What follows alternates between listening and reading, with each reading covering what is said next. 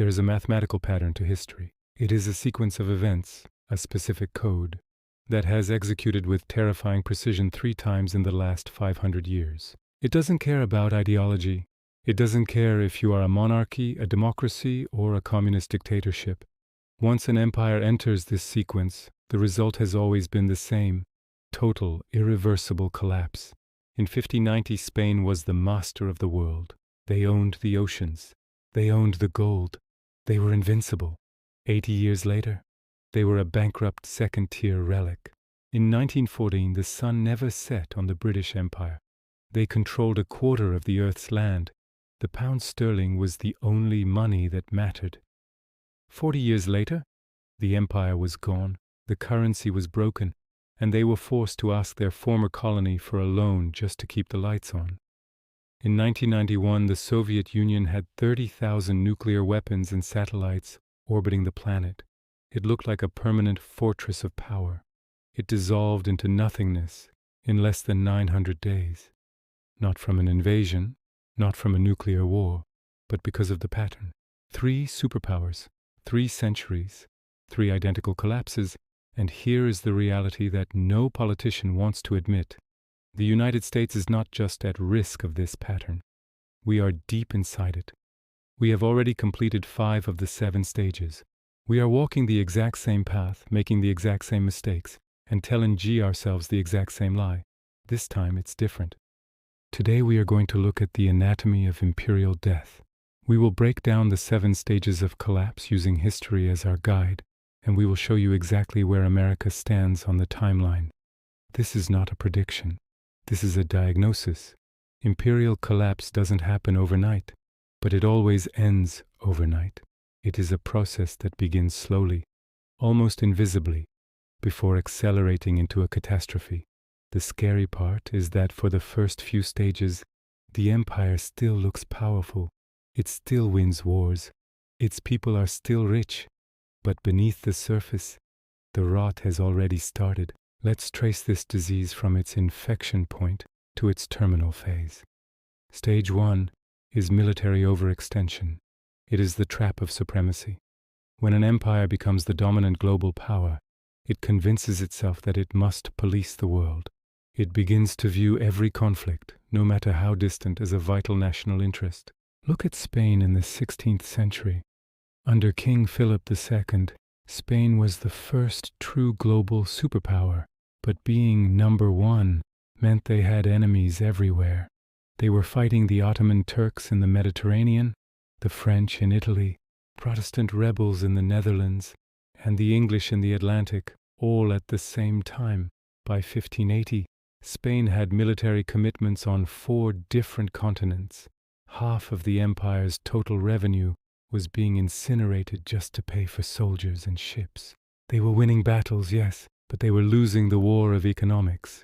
Fast forward to Britain in 1914. They controlled the oceans, but the cost was staggering. They had garrisons in India, Africa, the Middle East, Asia, and the Caribbean. When World War I broke out, Britain faced a choice: stay home and preserve their wealth, or enter the fight and save their pride. They chose to fight. They won the war, but the cost was $40 billion, $1 trillion in today's money. They borrowed from everyone to pay for it. They extended their military reach beyond their economic grasp. Then there was the Soviet Union. They spent between 15% and 20% of their entire GDP on the military. They were obsessed with matching the United States tank for tank, missile for missile.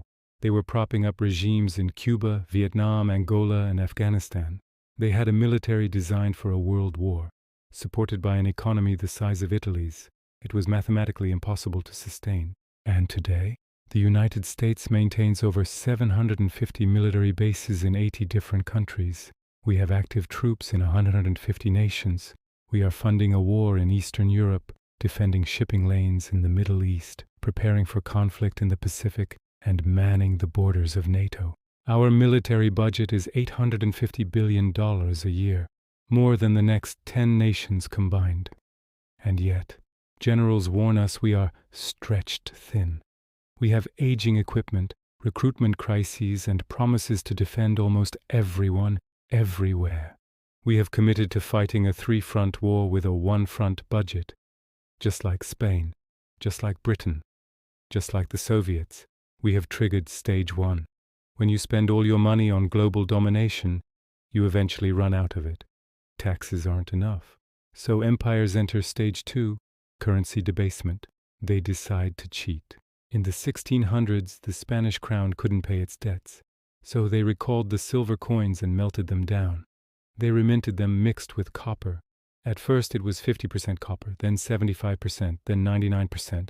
The coin looked the same, but it was worthless. It was a fraud committed by the government against its own people. Inflation exploded because the money was garbage. Britain did the modern version. After World War I, they had drained their gold reserves to buy weapons from America. The pound sterling, once as good as gold, became a paper promise they couldn't keep. They tried to peg it to gold again in 1925, but the math didn't work. In 1931, they abandoned the gold standard entirely. The pound lost 25% of its purchasing power overnight. The United States entered this stage in 1971. That was the year President Nixon closed the gold window, turning the US dollar from an asset backed by metal into a fiat currency backed by nothing but faith. Since then, the supply of dollars has exploded. Since the year 2000, the money supply has increased by 400%. Since 2020 alone, we have printed over $6 trillion. We aren't mixing copper into silver coins anymore. We are digitally printing trillions of dollars out of thin air. The mechanism is different, but the result is the same. The dollar has lost 98% of its purchasing power since 1971. We have debased the currency to pay for the empire. Stage 2 is complete. When you destroy your currency, you can't just print your way out of trouble forever. You have to borrow. This is stage 3. The debt spiral. This is the point of no return. Spain declared bankruptcy 4 times in 40 years during its golden age. Think about that. The richest empire on earth, the owner of all the New World silver, was defaulting on its loans every decade. Why? Because they borrowed to pay off the interest on the money they borrowed before. Britain left World War I with massive debt, but World War II buried them. By 1945, Britain owed the United States and Canada over $30 billion. Their debt was larger than their entire economic output. They were effectively working just to pay the interest to foreign bankers. The Soviet Union collapsed largely because they ran out of credit. They were borrowing to buy grain to feed their people. When oil prices dropped in the 80s, their credit line dried up. No loans meant no food. No food meant no empire. Look at the US today. Our national debt is $36 trillion. That is 120% of our GDP. But the scary number isn't the total debt, it's the interest. We are now spending over $1 trillion a year just on interest payments. We spend more on interest than we do on the military. We are borrowing money to pay the interest on the money we borrowed last year. That is the textbook definition of a debt spiral. We are not approaching the cliff. We have driven off it, and we are currently hovering in the air like Wile E. Coyote, waiting to look down. How does a rich country get into so much debt? Stage 4. Loss of productive capacity. There is a psychological shift that happens in dying empires. They stop making things. They start thinking that work is for other, lesser nations. They become economies of finance, consumption, and speculation. In Spain, the influx of silver made them lazy. The nobility considered commerce and manufacturing to be vulgar. Why build ships or grow wheat when you can just buy it from the Dutch or the French with your endless silver? Spain became a hollow funnel. Wealth flowed in from the Americas and flowed right out to the rest of Europe to pay for imports. When the silver mines dried up, Spain had no industry left to fall back on. We can even go back further than Spain. Look at Rome. In the late Empire, Rome stopped producing goods and started exporting its currency, the denarius, to pay for luxury goods from the East, from the Silk Road. As long as the world accepted Roman coins, Rome could consume without producing. But eventually the world realized the denarius had less and less silver in it. When the tribes and kingdoms of the East stopped accepting Roman currency, Rome couldn't pay for its mercenaries. It couldn't pay for its grain. The supply chains snapped. The United States has relied on the petrodollar system since the 1970s. We made a deal. We protect Saudi Arabia and they price oil in dollars. This forced every country on earth to hold dollars to buy energy. It created an artificial demand for our currency that allowed us to consume without producing. But that deal is ending. As we speak, that guarantee is evaporating. When the artificial demand for dollars disappears, we will be left with the reality of our production. And the reality is, we don't make enough to pay our bills. Britain was the workshop of the world in the 1800s, but by the mid-20th century, their factories were old, their unions were militant, and their management was complacent. They stopped innovating. They started importing goods from Germany and America, nations that were actually building things. The Soviet Union had some of the most fertile farmland on the planet, yet by the 1980s, they were the world's largest importer of grain. Why? Because their system destroyed the incentive to produce. Does this sound familiar? The United States has gutted its manufacturing base. We shipped it to China, Mexico, and Vietnam in exchange for cheap consumer goods. We run an $800 billion trade deficit every year. We design iPhones, but we don't make them. We develop drugs, but we import the ingredients. We are a service economy, a financial economy, a consumption economy. We don't produce, we buy. And a nation that cannot produce what it consumes is at the mercy of the nations that can. When the economy hollows out, the society begins to fracture. This is stage 5, social decay. This is where the United States is right now. As Spain's economy failed, crime in Madrid exploded. The streets were filled with beggars. The wealthy retreated into gated estates while the poor starved. But the worst part was the brain drain. The smartest, most capable people left Spain for France or the Netherlands because they saw no future at home. In the Soviet Union, the late 80s were defined by cynicism. Nobody believed the government. Nobody believed the news. Alcoholism skyrocketed. The social contract, we pretend to work and you pretend to pay us, fell apart. The people gave up on the idea of the Soviet dream long before the government collapsed. In the US today, trust in institutions is at an all-time low. We see rising crime, an explosion in homelessness, and a drug epidemic killing 100,000 people a year. But more than that, we hate each other. Political polarization has paralyzed the government. We can't agree on basic facts. We can't pass a budget without a crisis. The best and brightest are becoming disillusioned, checking out, or focusing entirely on extracting wealth rather than creating it. The Soviet Union reached stage 5 and lasted a few years. Britain lingered in it for a decade. We are living in it today. And once you complete stage 5, the safety rails are gone. This brings us to the final 2 stages, the stages we haven't hit yet. But they are coming.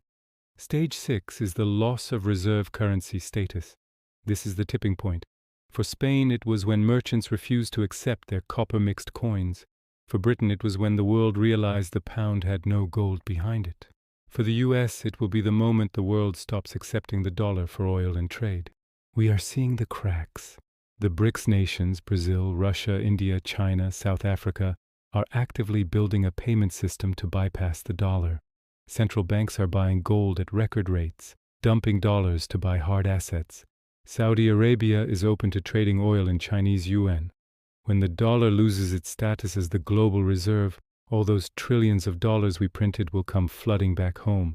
Hyperinflation won't be a theory, it will be a reality. Our ability to borrow cheaply will vanish. The military budget will vanish. The imports will stop. And that triggers stage 7, complete collapse. People think collapse is a slow decline. It isn't. It is slow, then sudden. The Soviet Union seemed eternal in 1980. By 1989, the Berlin Wall fell. By 1991, the country didn't exist.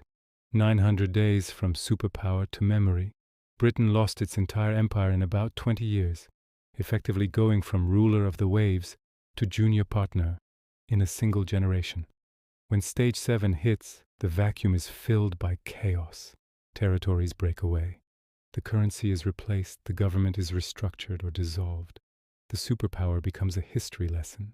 So why does this matter? Why tell you this story? Because arrogance is the anesthesia of empires. Spain thought they were special because of God. Britain thought they were special because of civilization.